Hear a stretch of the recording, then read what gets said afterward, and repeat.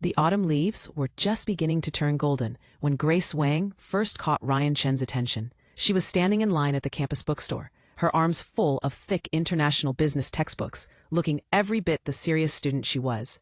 Her long black hair was pulled back in a practical ponytail, and she wore a simple cream sweater that made her look approachable yet elegant. Ryan had been watching her for weeks, not in a romantic way. He didn't do romance, not really, but with the calculating interest of someone who recognized opportunity when he saw it. Grace was brilliant. That much was obvious from her presentations in Professor Liu's advanced marketing class.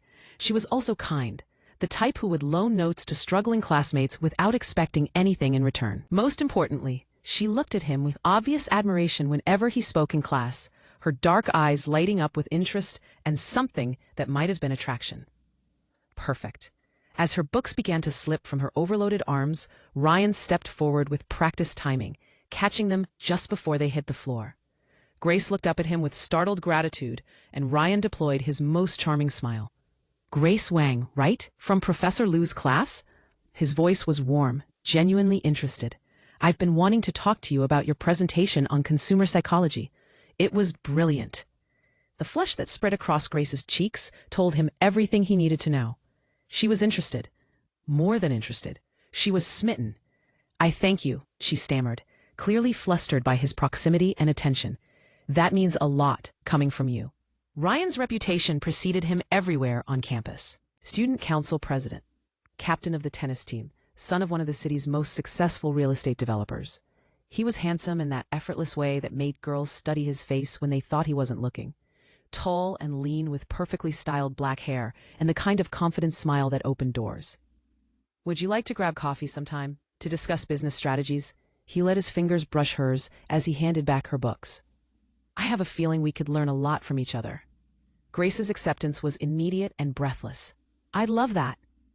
As Ryan walked away, already planning their first meeting, he didn't see the way Grace stood frozen in place, clutching her books and trying to process what had just happened. Ryan Chen had not only noticed her, but sought her out, complimented her work, asked her on what sounded suspiciously like a date. She had no way of knowing that across campus, in the upscale cafe near the Fine Arts Building, Ryan's real object of desire was sitting with her photography portfolio spread across a corner table. Victoria Zhang was everything Ryan actually wanted in a woman. Stunning, sophisticated, from a family whose wealth made his own considerable fortune look modest. She was pursuing fashion design with the casual confidence of someone who knew she'd never actually need to work for money, treating university as an extended social experience rather than career preparation. Ryan had been circling Victoria for over a year, ever since she'd transferred from studying abroad in Paris. But Victoria was complicated. She was dating a brooding artist from the photography program, some nobody named Marcus who had no family connections, no money, no prospects beyond his admittedly impressive artistic talent. It was a relationship that made no logical sense, which was precisely why Victoria found it fascinating. Ryan understood that Victoria was attracted to Marcus because he was different from the wealthy, connected men in her usual social circle. He was genuine in his passion for his art, uninterested in her family's money, immune to her beauty in a way that somehow made her more determined to capture his attention. But Ryan also understood that relationships like that rarely lasted. Eventually, Victoria would tire of slumming with the starving artist. Eventually, she'd want someone who could match her lifestyle, her social status, her family's expectations. When that happened, Ryan intended to be perfectly positioned to catch her. In the meantime, he needed someone to pass the time with. Someone who would make him look good, provide intellectual stimulation, offer emotional support during stressful periods. Someone who would be grateful for his attention and uncomplicated in her devotion. Someone like Grace Wang. Their first coffee date was everything Grace had dreamed of. Ryan was charming and attentive, asking thoughtful questions about her family, her academic interests, her plans for the future. He listened to her stories about growing up as the daughter of immigrants who'd sacrificed everything for their children's education, nodding with apparent understanding and respect. "You're remarkable, Grace," he said, as they walked back toward the dormitories that evening. Most people our age don't have that kind of drive, that clarity about what they want to accomplish. When he kissed her goodnight under the soft glow of the campus lanterns, it was gentle and perfect, exactly the kind of romantic moment Grace had imagined during countless, lonely nights in her dorm room. I feel like I've been waiting my whole life to meet someone who understands me the way you do," Ryan whispered against her lips. Grace practically floated back to her room, her heart racing with joy and possibility. She spent the night staring at the ceiling, replaying every moment of their conversation, every smile, every touch. Meanwhile, Ryan was already planning his next move with Victoria. He'd heard through mutual friends that she and Marcus had been arguing lately. Something about his unwillingness to attend the social events that were so important to her world. It was the perfect opening for a concerned friend to offer a sympathetic ear.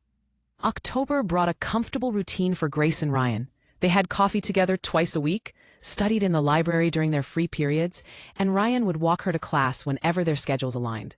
To Grace, it felt like the beginning of something beautiful and serious.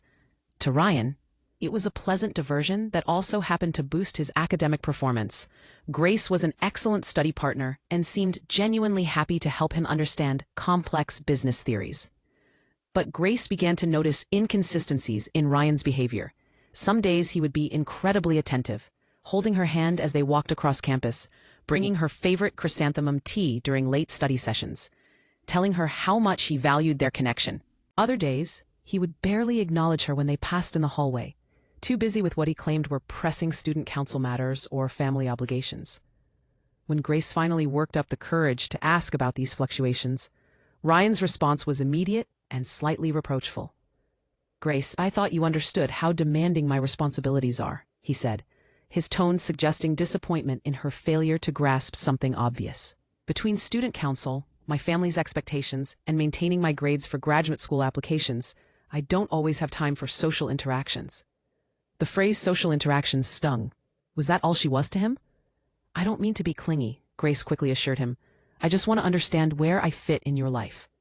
Ryan's expression softened, and he reached over to touch her hand.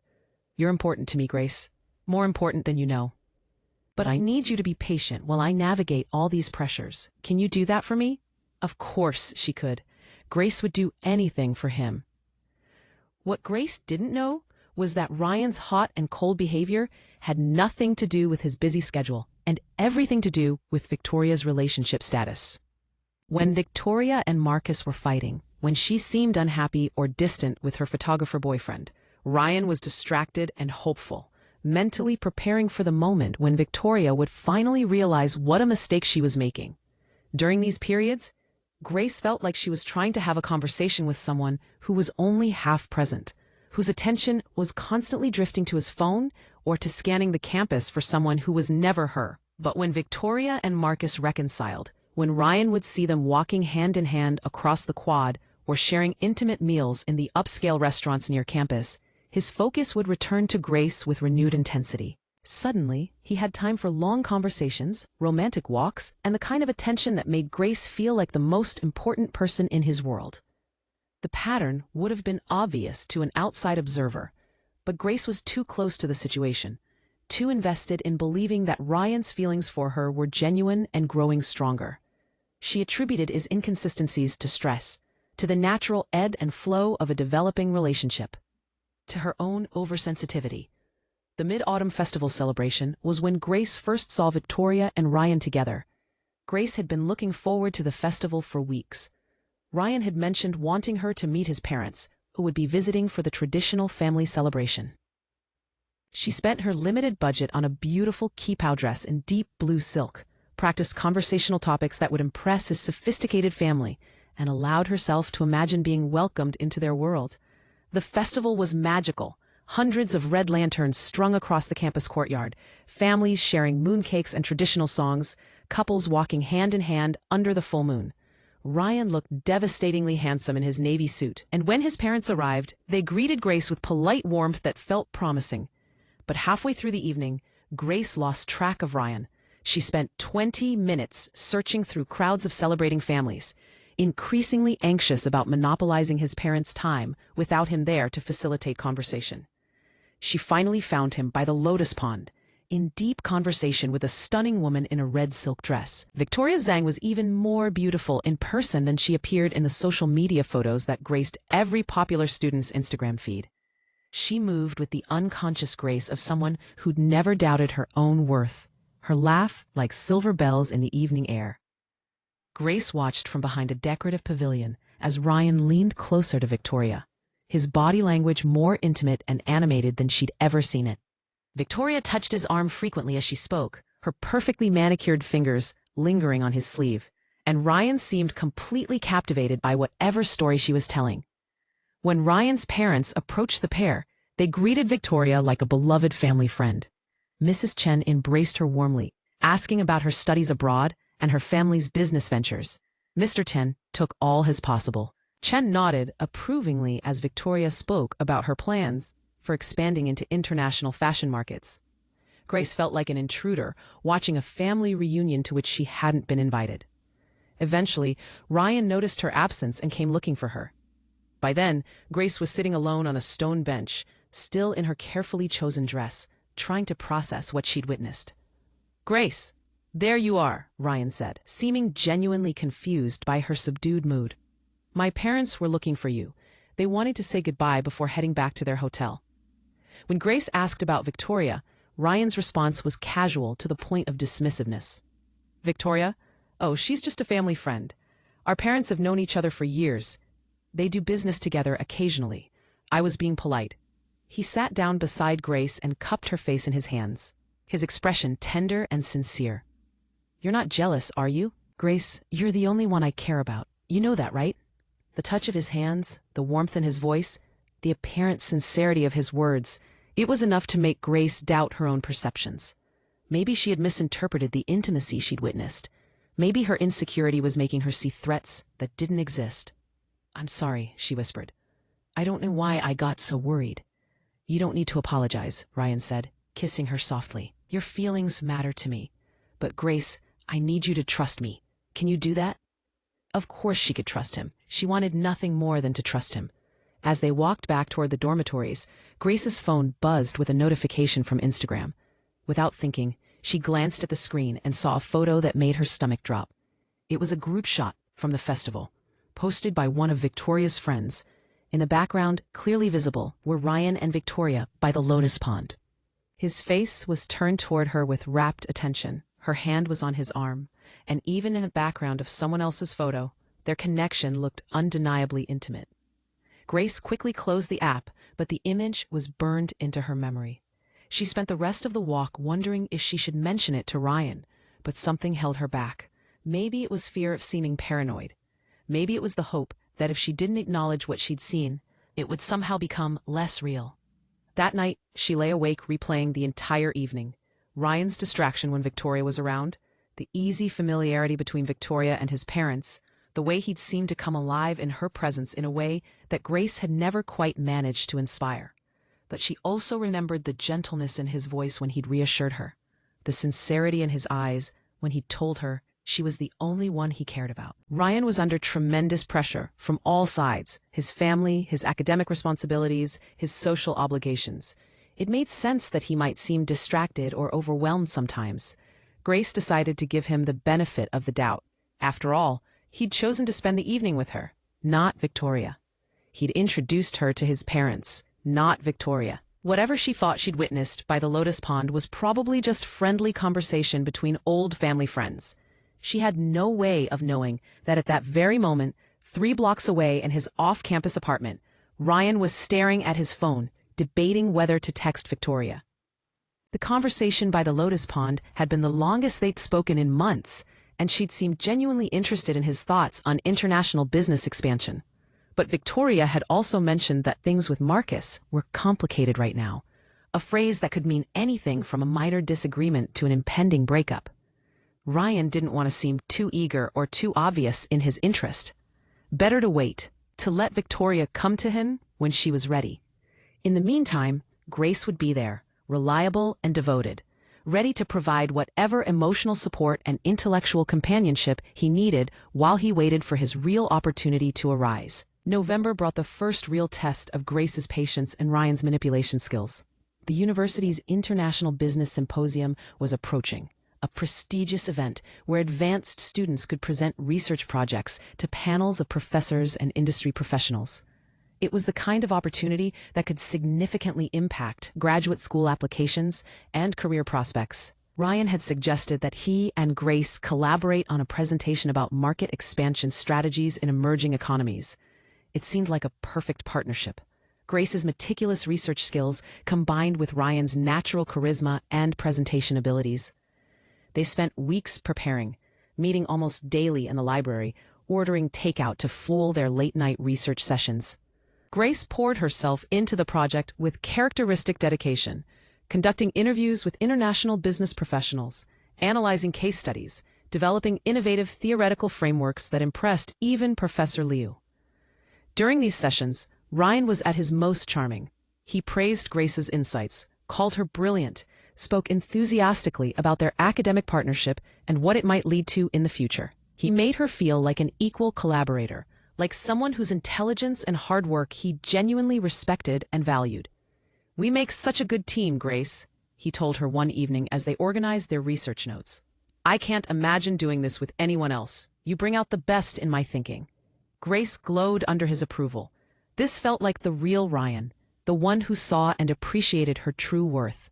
She began to imagine a future where they were professional partners as well as romantic ones, building careers and a life together based on mutual respect and shared ambition.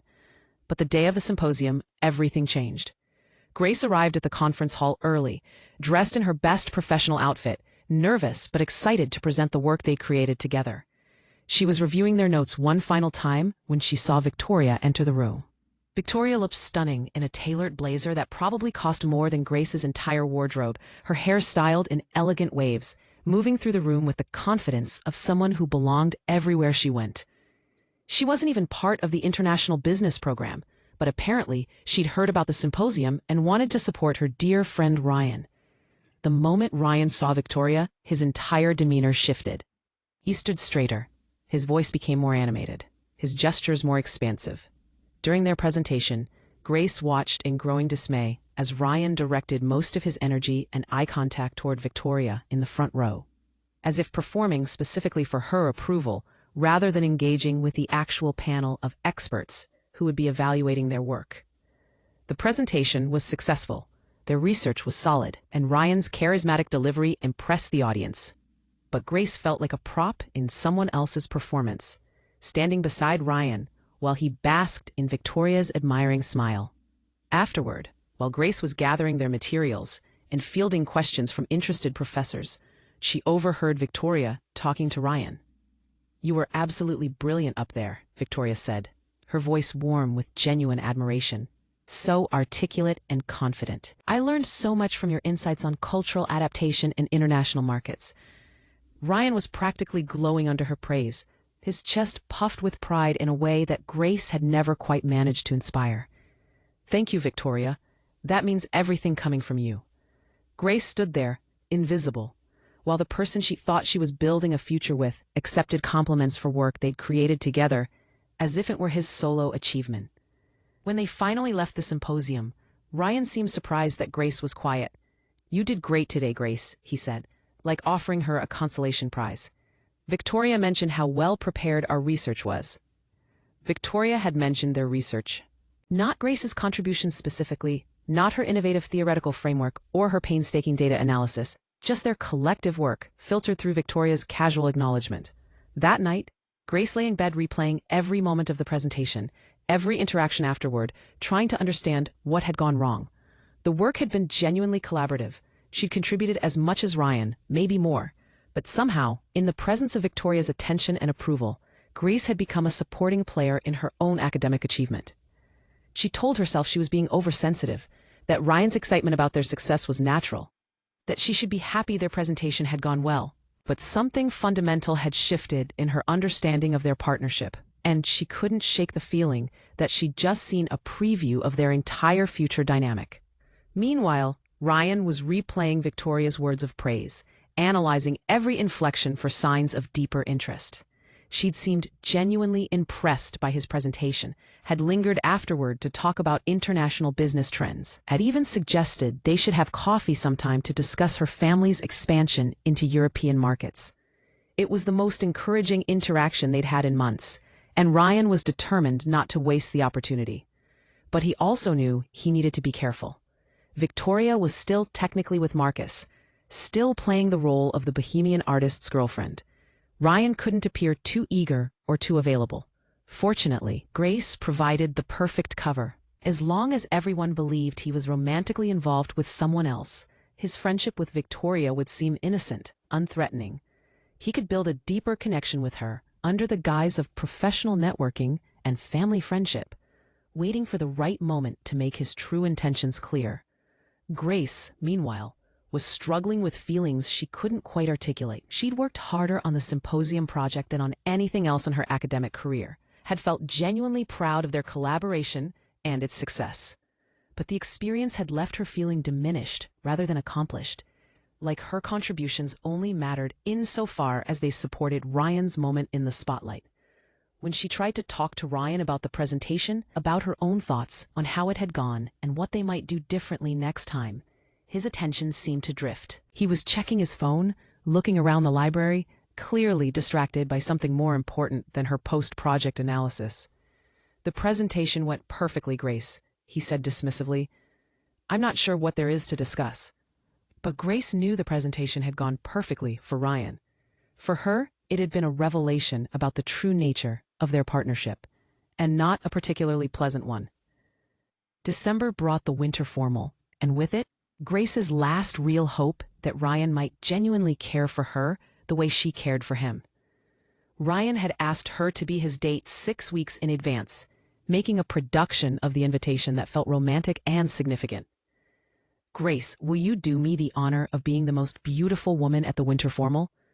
He'd spun her around in the library until she was dizzy and laughing, drawing amused looks from other students. Grace threw herself into preparing for the event with desperate enthusiasm. She spent half her part-time job earnings on an emerald silk gown that made her feel like a princess, splurged on professional hair and makeup, even bought new heels that she practiced walking in for hours. The night started perfectly. Ryan arrived at her dormitory looking devastating in his black tuxedo, carrying a corsage of white orchids that perfectly complemented her dress. "You look breathtaking," he whispered as he slid the corsage onto her wrist with tender care. The Grand Regency Hotel ballroom was transformed into a winter wonderland, with ice sculptures and crystal chandeliers creating an atmosphere of elegant romance. Grace felt like she was living in a fairy tale as Ryan led her onto the dance floor, holding her close as they swayed to classical music. For the first few hours, it was everything Grace had dreamed of. Ryan was attentive and charming, introducing her to his fraternity brothers and their dates, complimenting her intelligence when she joined conversations about current events and academic programs.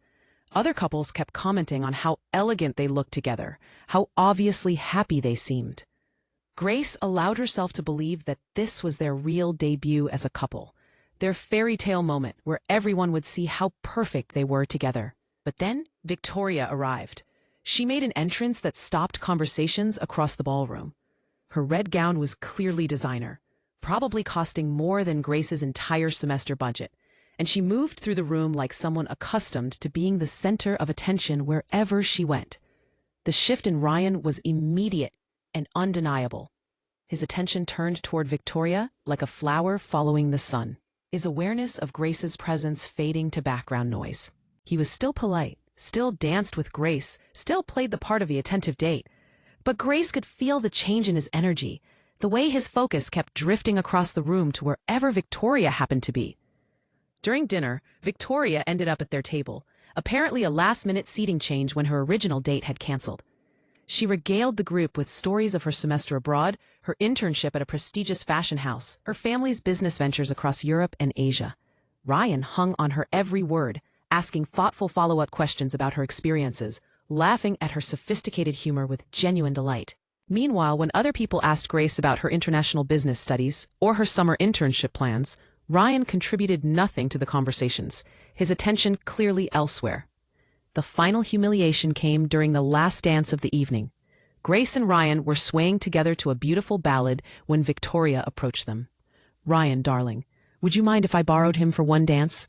For old time's sake?" Before Grace could process what was happening, Ryan was already stepping away from her, apologizing with that charming smile that never seemed to lose its power. "Just one song, Grace. Victoria and I used to take ballroom dance lessons together when we were kids. Grace stood alone on the edge of the dance floor, watching the man she loved waltz elegantly with another woman while their song played. They moved together with practiced grace, Victoria's red dress swirling around them like something from a romantic movie. Both of them smiling, with genuine pleasure at being in each other's arms. Other guests began to notice. Grace could hear whispers, see curious glances, feel the pitying looks from classmates who were wondering why Ryan Chen's date was standing alone while he danced with Victoria Zhang. The humiliation was complete and public, witnessed by everyone who had spent the evening commenting on what a perfect couple she and Ryan made. When the song ended, Ryan returned to Grace with an apologetic smile. But the magic of the evening was shattered beyond repair. Grace smiled and pretended everything was fine. But inside, she felt like she'd just been shown exactly where she stood in Ryan's hierarchy of priorities. That night, Grace lay in bed still wearing her beautiful dress, staring at the ceiling and trying to process what had happened. The evening had started with so much promise, had felt like the culmination of months of growing intimacy and connection. But in the end, she'd been relegated to the role of observer, watching Ryan come alive in another woman's presence in a way he never quite managed with her. Meanwhile, Ryan was replaying every moment of his dance with Victoria, analyzing every smile, every laugh, every casual touch for signs of deeper interest. She'd felt perfect in his arms, had moved with him like they'd been dancing together their whole lives. When she'd thanked him for the dance, her eyes had lingered on his face in a way that felt meaningful, pregnant with possibility. It had been the most encouraging interaction they'd had since the Mid-Autumn Festival, and Ryan was already planning how to build on this momentum. Coffee meetings to discuss business opportunities, study sessions where he could demonstrate his intellectual compatibility with her sophisticated worldview, casual encounters where he could slowly transition from family friend to something more significant. Grace, he knew, would be hurt by his distraction during the formal, but Grace was also devoted and forgiving, the type who would accept his explanations and continue to provide the emotional support and companionship he needed while pursuing his real objective. The next morning, Ryan sent Grace a text that managed to be both affectionate and dismissive. "Had a wonderful time last night. You looked beautiful. Thank you for being such a perfect date." Grace stared at the message for a long time, trying to decode its meaning. It sounded like the kind of polite thank you note someone might send to a hired escort, rather than a heartfelt message to someone they cared about. There was no mention of their connection, their relationship, their future together, just gratitude for her having played the role of attractive accessory for the evening. She typed and deleted a dozen responses before finally settling on, "I had a lovely time too. Thank you for inviting me." It was the beginning of the end, though Grace didn't recognize it yet. The winter formal had shown her clearly who Ryan was and what she meant to him, but she wasn't ready to accept the evidence of her own eyes, not yet. January brought new hope for Grace, though it was hope built on increasingly shaky foundations. Ryan seemed more attentive as the spring semester began, texting her good morning more regularly, suggesting study sessions, even holding her hand as they walked across campus. But there was a performative quality to his affection that Grace couldn't quite ignore. It felt like he was checking boxes rather than expressing genuine feeling, a suspicion that was confirmed when she learned the reason for his renewed attention. Victoria and Marcus had broken up over winter break. Grace discovered this accidentally, overhearing a conversation between two girls from the fashion design program while she was studying in the library. "Did you hear Victoria is single again?" one said while applying lip gloss. Apparently, she and Marcus finally called it quits. Something about him being too artistically pure to attend the social events that are important for her family's business connections. "Really?" the other replied. "I thought she was serious about him. Didn't they spend Christmas together in New York?" Apparently, that's what did it. Victoria's family kept making comments about Marcus's humble background and uncertain financial prospects. "Victoria told my roommate she realized she can't build a real future with someone who fundamentally doesn't understand her world." Grace felt sick. If Victoria was newly single, then Ryan's recent attentiveness toward her made perfect sense. He was keeping his options open, maintaining their relationship as a safe backup, while positioning himself to pursue his real target. But instead of confronting this reality, Grace doubled down on trying to be the perfect girlfriend. She made herself more available to Ryan, more supportive of his ambitions, more understanding of his busy schedule and family pressures. If he was comparing her to Victoria, Grace was determined to prove that she was the better choice, more loyal, more compatible, more genuinely interested in building something lasting together. It was exhausting and ultimately futile. Ryan's attention came and went based entirely on Victoria's availability and apparent interest. When Victoria seemed open to his friendship, Ryan was distant and distracted. When she was busy with other social obligations or showed interest in other men, Ryan's focus returned to Grace with renewed intensity. The pattern would have been obvious to any objective observer, but Grace was too invested in believing that Ryan's feelings for her were genuine and growing stronger. She interpreted his inconsistencies as evidence of his internal struggle with commitment, his fear of getting too serious too quickly, his noble desire not to hurt her by moving faster than he was ready for. By March, Grace was mentally and emotionally exhausted from trying to decode Ryan's signals, predict his moods, and position herself as indispensable to his happiness. She'd neglected friendships, turned down social opportunities, and organized her entire life around Ryan's schedule and preferences. And she was finally beginning to realize that none of it mattered. Ryan was going to choose Victoria, had always been planning to choose Victoria. Grace was just the placeholder, the convenient distraction, the ego boost to keep him feeling desired while he waited for his real opportunity. The revelation came during what should have been a moment of triumph. Grace had been accepted to several competitive summer internship programs, including one at a prestigious consulting firm in Singapore. It was exactly the kind of opportunity that could launch her career, provide international experience, and open doors to top graduate programs. When she told Ryan the news, expecting congratulations and maybe even pride in her accomplishments, his response was telling. "Grace, that's amazing. You're going to do incredible things," he said with what seemed like genuine enthusiasm. But then, almost immediately, "The timing actually works out perfectly with my London program. We'll both be focused on our careers, which is probably healthier than trying to maintain something long distance." He was relieved. Not disappointed that they'd be separated, not interested in finding ways to stay connected, not even slightly regretful about the timing. He saw her success as convenient cover for his own emotional unavailability. That's when Grace finally understood that she'd been living in a fantasy of her own creation. Ryan had never loved her, had never even seriously considered loving her. She was a pleasant diversion, a useful study partner, a reliable source of emotional support when his real target was unavailable. She was never going to be his first choice because she had never been in the running. April was when Grace began the painful process of seeing Ryan clearly for the first time.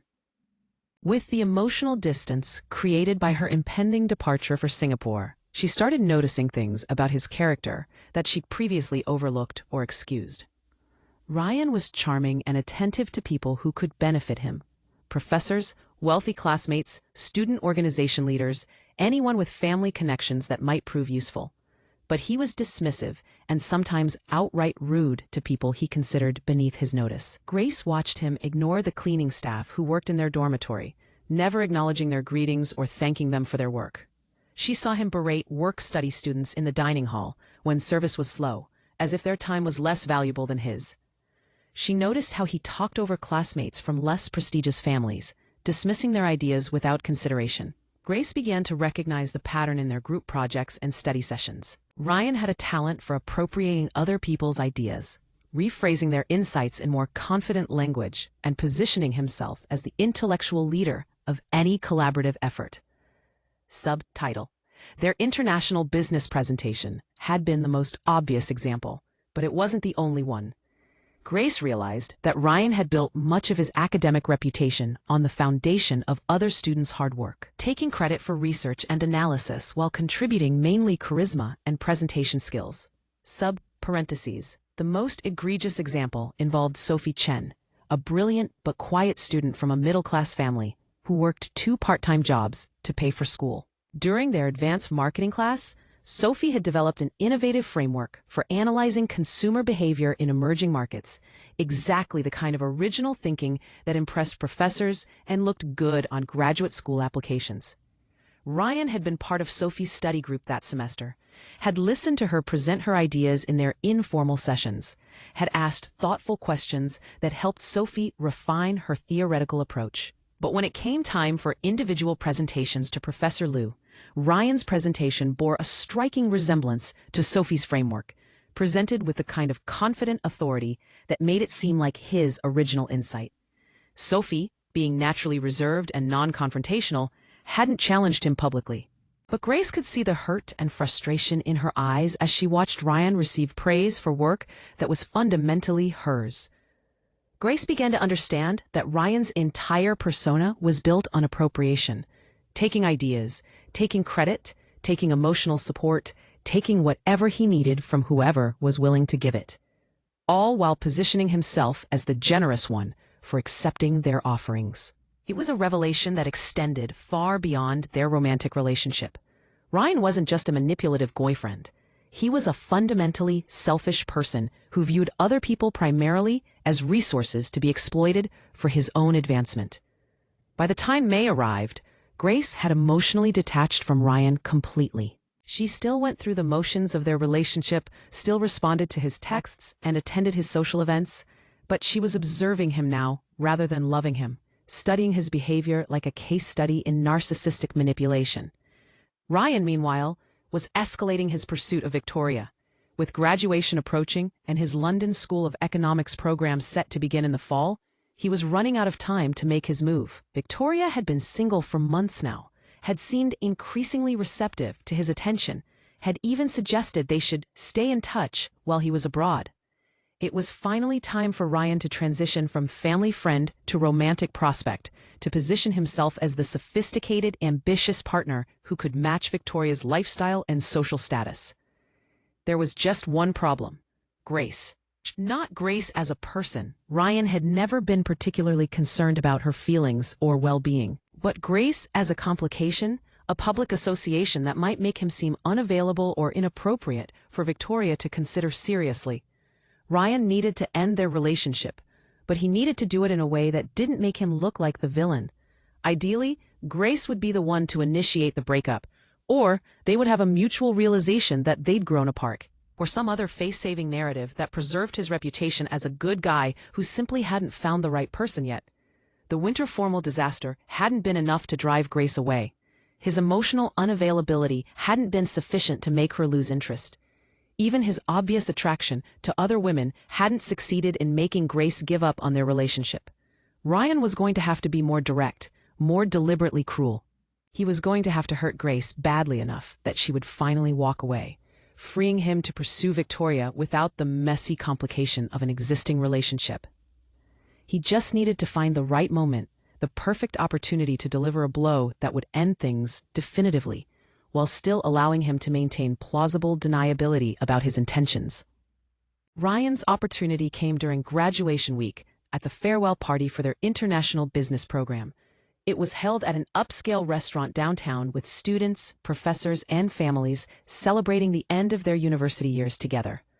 The atmosphere was nostalgic and emotional, full of promises to stay in touch and dreams about future success. Grace attended reluctantly. She'd already accepted the consulting position in New York instead of Singapore, a decision made partly to avoid the complications of international travel during her emotional recovery, and partly because she wanted to build her career in a market where Ryan's family connections would be irrelevant. She was looking forward to starting fresh in a new city where no one knew about her embarrassing devotion to someone who had never deserved it. The party felt like a final obligation, a last performance in the role of Ryan's devoted girlfriend before she could finally disappear from his life entirely.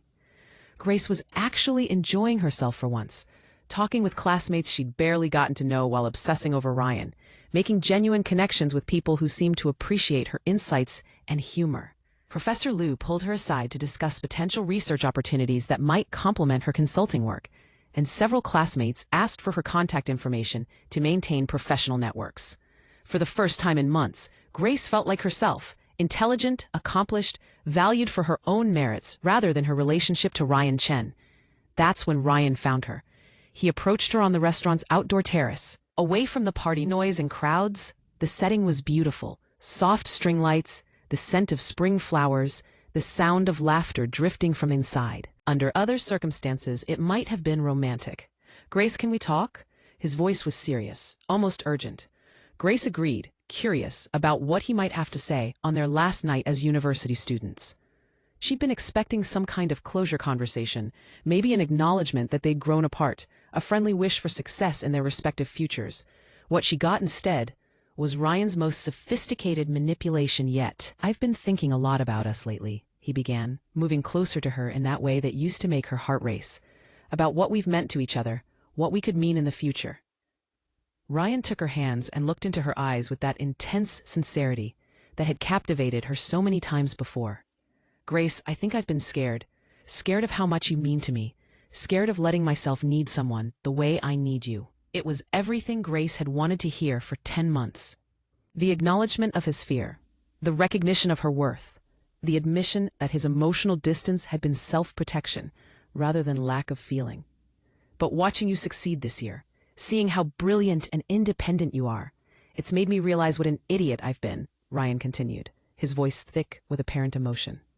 "I don't want to lose you, Grace. You're the most remarkable woman I've ever known." Grace felt a familiar flutter of hope, quickly suppressed. She'd heard variations of this speech before, usually when Ryan needed something from her or when he sensed she was pulling away. "What are you saying, Ryan?" "I'm saying that London doesn't have to change anything between us. We could make long distance work. Other couples do it all the time. And maybe when I come back, we could build something real together. Something permanent.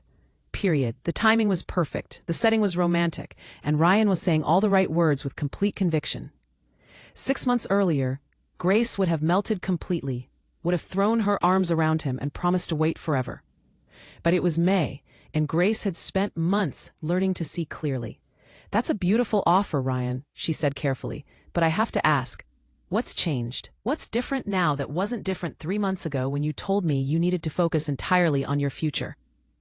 Ryan's expression flickered for just a moment, surprise that she was questioning his grand gesture rather than accepting it gratefully. But he recovered quickly, his smile becoming more tender, more persuasive. "What's changed is that I've had time to think about what really matters, about who really matters. Grace, I've been an idiot, but I'm ready to do better now." "And Victoria?" Grace asked quietly. The question hung in the air between them. Ryan's face went through several emotions: surprise, confusion, calculation, before settling on wounded innocence. "What about Victoria?" "Grace, I've told you 100 times, she's just a family friend. Why are you bringing her up now?" But Grace had seen him with Victoria too many times, had watched him light up in her presence in ways he never quite managed with anyone else. She knew exactly what Ryan was doing and why he was doing it now. "Ryan, Victoria got engaged last week. To Marcus, the photographer. I saw the announcement on social media." The color drained from Ryan's face.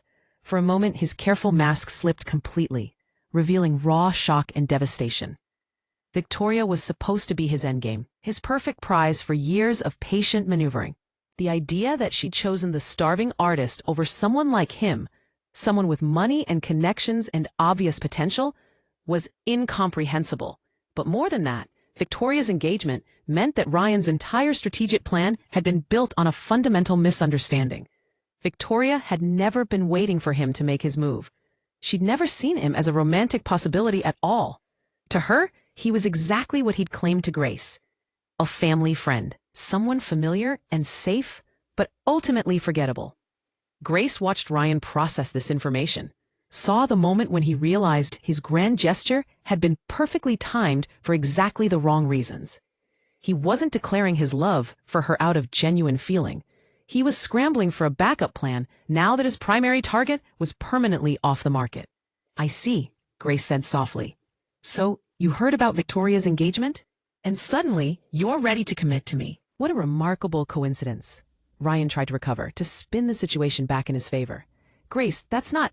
You're misunderstanding." "I'm not misunderstanding anything," Grace interrupted, her voice calm but firm.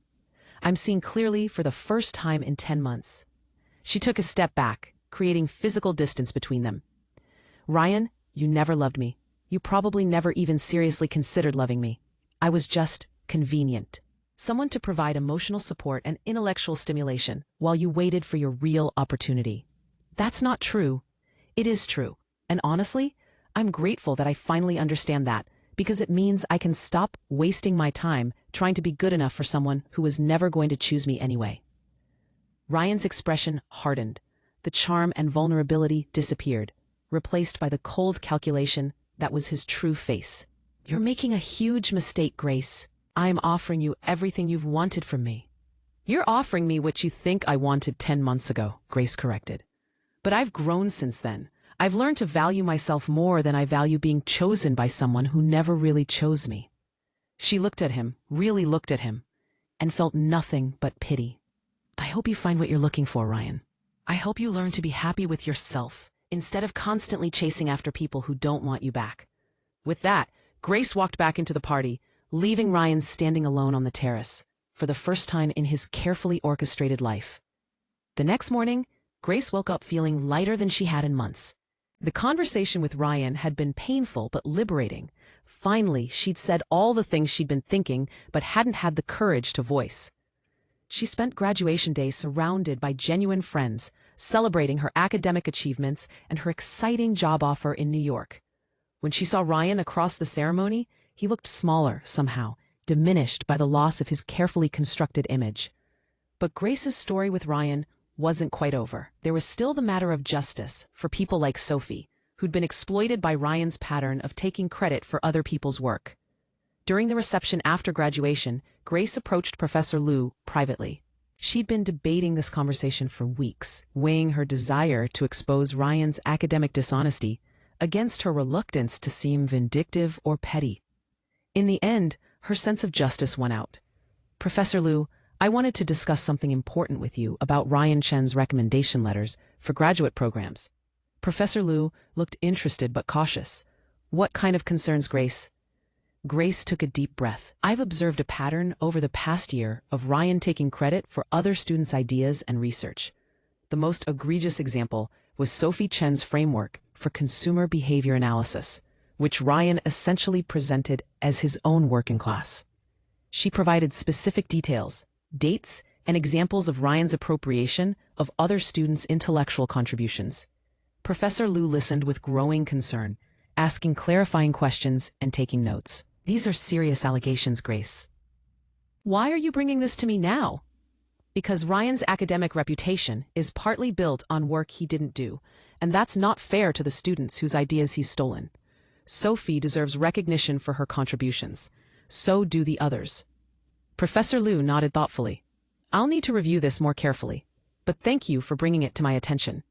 Academic integrity is fundamental to everything we do here. Grace left the conversation feeling like she'd finally done something positive with all the painful knowledge she'd gained about Ryan's character. She wasn't trying to destroy him, but she wasn't going to protect him from the consequences of his own choices either. Over the following weeks, Grace heard through mutual friends that there had been some kind of issue with Ryan's graduate school applications. His acceptance to the London School of Economics had been quietly rescinded after what the admissions office described as additional review of application materials and references. Sophie, meanwhile, received an unexpected opportunity to work as a research assistant on an international project studying consumer behavior in emerging markets. Apparently, Professor Liu had recommended her based on her original and innovative theoretical contributions to the field. Grace felt no satisfaction in Ryan's downfall, but she felt profound relief that justice had been served. People like Sophie deserved to succeed based on their own merit, not to be overshadowed by charming manipulators who appropriated their work. Ryan tried calling Grace several times as the reality of his situation became clear. His texts grew increasingly desperate, ranging from anger, "You've ruined my life over nothing," to manipulation, "I never thought you were vindictive enough to sabotage my future," to pathetic pleading, "Please tell Professor Liu there's been a misunderstanding." Grace didn't respond to any of them.